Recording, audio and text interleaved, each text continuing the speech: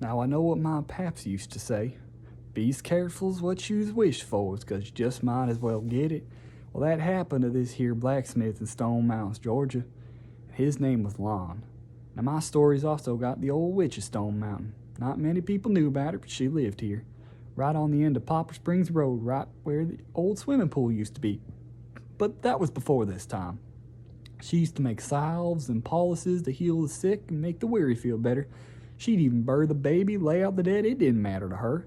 One day, she walked into old Lon's blacksmith shed, and with a pot that needed fixing, seems the leg had broken off. Well, let me tell you, Lon was no pillar of society. He drank, he gambled, some even say he cursed on the Sabbath. But he had mighty respect for that old woman. He knew she'd kill him dead if she wanted to. He got to fixing up that pot real quick and wouldn't take no pay for it. Well, the old woman said she would grant him 3 wishes. Now, Lon got to thinking. Seems he didn't like his tools being messed with. See, a working man's tools are his life. So he asked the old woman to make it so that whenever somebody borrowed one of his tools, they'd get stuck to them like glue. So that when he'd have to come back around and get it from him so that he'd never lose his tools. Well, the old lady said it was done. And he got to thinking about his second wish, and Lon was a pretty simple man. He'd like to sit on his front porch in his chair and with a jug and drink till the sun went down. It seems somebody'd been messing with his chair, moving it off the porch, and every night Lon had to go move it back up.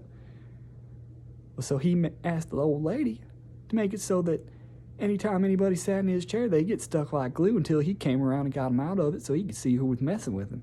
The old lady said it was done. Now, Lon got to thinking pretty hard about his third wish, and he was just like the rest of us. Make a penny, spend a dime. In other words, Lon was broke. But he asked the old lady to make it so that anytime he put money in his change purse, it'd have to stay in there until he wanted it out. In other words, he'd have to think before he spent that money. The old lady said it was done, saw her debt repaid, and left. Now, a little while later, on the hottest day of the year on record, this man walked into old Lon's shop, dressed in all black, with thick wool coat, and old Lon thought this was mighty strange. I mean, this man was dressed way too fancy for where he was. But then Lon got to looking into his eyes, and they were yeller like a dog's. They shined like a cat. And old Lon looked into those eyes, and he realized he was looking straight into Beelzebub, straight into the king of demons, the devil himself. The devil looked at him, set his hand on that barrel, and said in the voice of rolling thunder, "Lon, you know why I'm here. It's time for you to go." Now old Lon asked the devil, "You mind if I finish up my work? There's just a plow that needs sharpening real quick."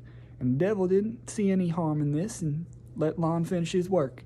And Lon asked the devil, "You mind passing me that 8-pound hammer over there?" And the devil went to pick it up. He realized he'd been skinned, for his hand grasped so tight around that hammer and he couldn't take it off, and he knew he couldn't take anything back from this mortal world except that soul. Now old Lon knew this too. So he got smiling, looked at that devil, said, "Now let me make a deal with you. I'll take that hammer out of your hand if you give me another 10 years. And the old devil saw he had no choice. And so he made that deal, and Lon took that hammer, set it down, and by the time he turned back around, that devil left with a puff of smoke and a smell that was none too kind. Well, 10 years went by, and that man came strolling right back into Lon's blacksmith shed. And he looked at Lon, set his hand down on that barrel, and said, "Now, come on, boy, it's time to go. No more messing around, no more finishing your work, it's time to go." Lon knew he had no choice, and right as they got to the outside of his shop, Lon asked the devil, "Now, do you mind if I go home and wash up real quick? It's a long journey, and I'm bound to see people I know there." Now, the devil didn't see any harm in this. I mean, it was on the way anyways. And as they got to Lon's house, right before Lon walked in, he told the devil, "Why don't you have a seat right there in that chair while I get washed up, rest before this long journey." And now, as soon as the devil sat down, he knew he'd been skinned again. He got to jumping and spitting and cussing, screaming, for he knew he couldn't get out of that chair.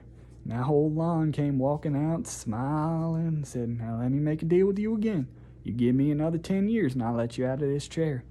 Devil knew he had no choice. Made that deal, and he was gone with a puff of smoke and a smell that was none too kind.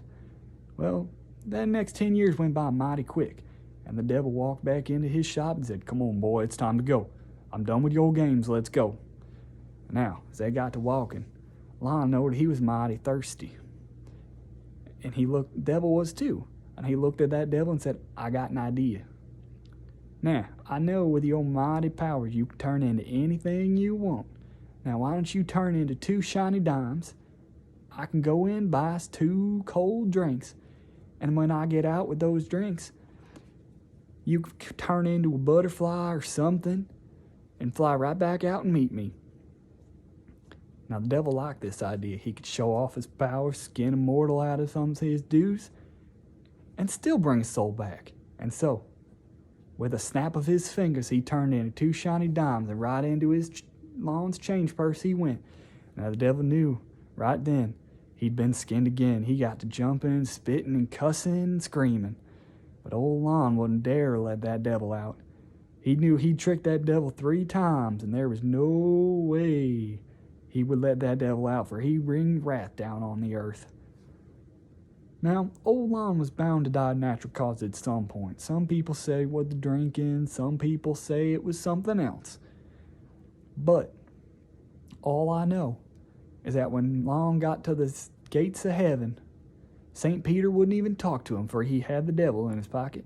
When he went down to the gates of, well, you know, the harpies wouldn't even let him in, for he was the man that skinned the devil 3 times. And they'd have to ask special permission from the man to let him in. Nobody'd seen him in a while. Well, nobody knows quite what happened with Lon. But what I do know is that lightning you see on a hot summer day. You know that lightning? That you don't hear no thunder, but you see that flash? I believe that's Lon moving between the gates of heaven and whichever, cussing and spitting and screaming with the devil in his pocket. For he had no place to go. That's my story, and I'm sticking to it.